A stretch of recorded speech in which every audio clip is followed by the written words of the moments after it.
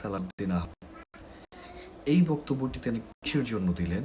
চলুন একটি ঝলকে আমরা সেটা জেনে আসি। আমাকে কথা বলতে বলছেন, সেটা আইনের ভাষা না, বাংলাদেশি পরিচয়ে বিশ্বাস করি। মজহব से कौम मजहब से मजहब जो नहीं तुम भी नहीं, जज्बाए बाहम नहीं, महफिले अंजुमन भी नहीं। এই হচ্ছে আমাদের শেষ বক্তব্য আল্লামা ইকবালের ভাষায়। আমি তো আমাম, আপনারা শুনেছেন কোরআনের বাণী, ওমা আরসালনাকা ইল্লা রাহমাতুল আলামিন। রাসূলুল্লাহ সাল্লাল্লাহু আলাইহি ওয়াসাল্লামকে সারা বিশ্ব ব্রহ্মাণ্ডের রহমত রূপে রব্বুল আলামিন প্রেরণ করেছেন। আমরা মুসলমান, আমরা লা ইলাহা ইল্লাল্লাহ মুহাম্মাদুর রাসূলুল্লাহকে বিশ্বাস করি। রাসূলুল্লাহ সাল্লাল্লাহু আলাইহি ওয়াসাল্লাম বলে গিয়েছেন, আমি আখেরি নবী, আমার পরে কোনো রসুল আসবে না, কোনো নবী আসবে না। যদি কেউ এর পরে কেউ দাবি করে থাকেন, নিজেকে নবী ঘোষণা করে থাকেন, তাহলে তিনি রাসূলুল্লাহ সাল্লাল্লাহু আলাইহি ওয়াসাল্লামের এই বাণীর মধ্যে নাই। মসিফা হাম তেরা হে, আল্লাহ রাব্বুল আলামিন বলছে আমি তোমার। ये दुनिया चीज है क्या, लोह कलम तेरा है। আল্লাহ রাব্বুল আলামিনের জবান দিয়ে এই শের বলছে।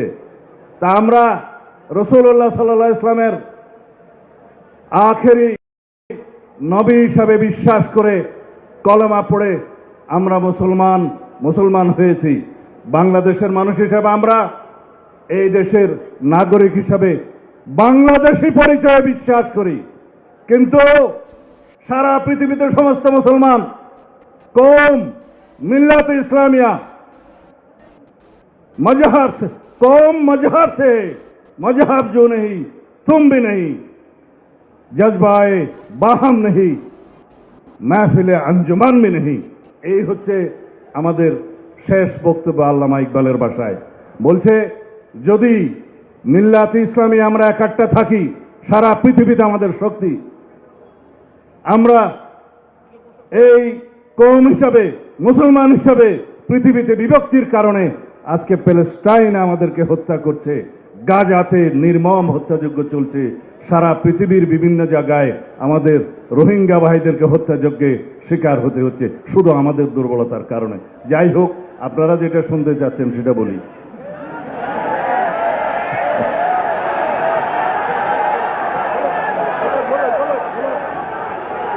ইনশাআল্লাহ যদি বাংলাদেশের রাষ্ট্র ক্ষমতায় সরকার পরিচালনার দায়িত্ব আল্লাহ রাব্বুল আলামিন আমাদেরকে দেয়, এদেশের জনগণ যদি আমাদেরকে মহব্বত করে দায়িত্ব দেয়, যদি আপনারা সবাই সহযোগিতা করেন, মঞ্চে উপবিষ্ট যারা রাজনৈতিক নেতৃবৃন্দ, পীরে কামেল, হযরত উলামায়ে কেরাম, আমাদের দেশের বুজুর্গানে দিন যারা আমাদেরকে পরিচালিত করেন, সবাই যদি আপনারা সহযোগিতা করেন, একসাথে থাকেন, তাহলে আপনাদের এখানে আজকে যে সমস্ত দাবি দেওয়া আছে, আমরা সকল দাবি দেওয়া এই প্রস্তাবের পক্ষে ইনশাআল্লাহ। কানুনি ব্যবস্থা, আমাকে শেষ করতে দিবেন তো, আমাকে শেষ করতে দিবেন তো। কানুনি সকল ব্যবস্থা জাতীয় সংসদে আলাপ আলোচনার মাধ্যমে গ্রহণ করা হবে ইনশাআল্লাহ। এই জন্য সমগ্র জাতিকে ঐক্যবদ্ধ থাকতে হবে। যাই হোক, আপনারা যে ভাষায় আমাকে কথা বলতে বলছেন সেটা আইনের ভাষা না। আইনের ভাষা হচ্ছে এগুলো কার্যকর করার জন্য, এই প্রস্তাব গ্রহণ করার জন্য সবাইকে ঐক্যবদ্ধ থাকতে হবে, জাতীয় সংসদে সবাইকে ঐক্যবদ্ধ থাকতে হবে এবং সারা বাংলাদেশের মুসলমানদেরকে ঐক্যবদ্ধ থাকতে হবে। আমরা ইনশাআল্লাহ আপনাদের এই প্রস্তাব গ্রহণ করব। কাদিয়ানীদের মুসলিম ঘোষণা সুস্পষ্ট আমরা কানুনি ব্যবস্থার কথা বলতে চাই।